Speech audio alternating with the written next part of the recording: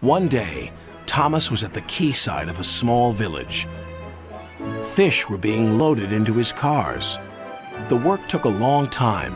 The fishermen were using old equipment, and Thomas was worried. "I'm going to be late for Henry at the docks. He won't like this. Please hurry up."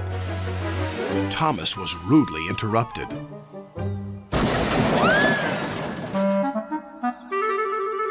His driver and fireman laughed. "Phew," sniffed Thomas. "What a pong!" He was glad when they were speeding along the beautiful coastal run. Then they saw a man waving a red flag. "What's the matter now?" "High tides are damaging the track," reported the man. "I've marked the spot." "We'll go and inspect," said the driver.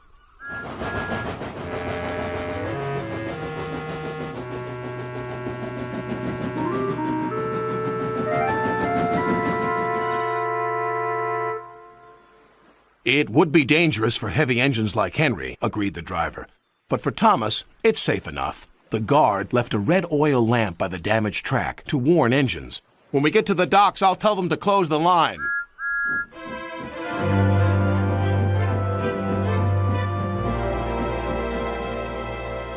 Henry was waiting for Thomas's cars.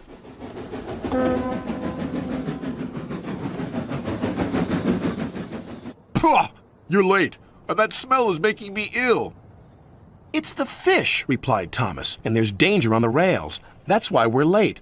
"Ha! You're the only danger on the rails, Thomas. Now stop wasting time and get your cars hitched to my train." Thomas's driver and fireman were in the yardmaster's office when they heard Henry's whistle. He was steaming out of the station with his long, heavy train called the Flying Kipper.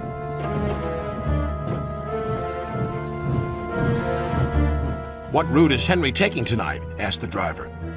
"The coastal run, it's the quickest." "But I told you," gasped the driver. "That's dangerous for a big engine like Henry." The yardmaster quickly phoned the signalman. Henry roared past the signal box. "I'll soon make up for lost time." The signalman couldn't hear the warning. By the time he did, Henry was far away in a cloud of steam. But when Henry reached the coastal track, his hopes for a fast run were dashed. Fog floated everywhere. "I can't see!" cried Henry. Nor could his driver.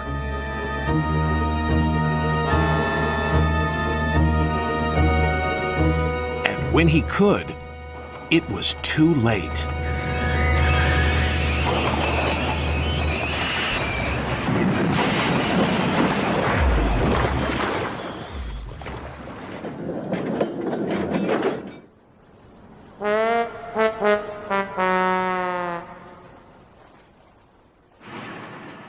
As soon as the tide was high enough, Henry was craned out of the water. "Engines don't swim, Henry. You were meant to deliver fish, not swim with them.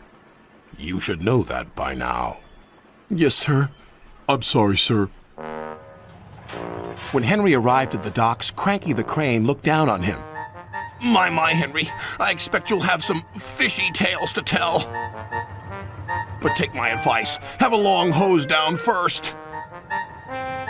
But there was worse to come. "Look, they've caught all this fish and a green whale, too." "It's not a whale, it's a monster." Henry was most upset. Thomas now felt sorry for Henry. "Come on, your driver says it's time for a nice washdown. Then you'll feel much better." And Henry did. "I'm sorry I was rude to you, Thomas." "That's all right. But can you smell something?" "What?" "Fresh air," "Oh, yes," replied Henry happily.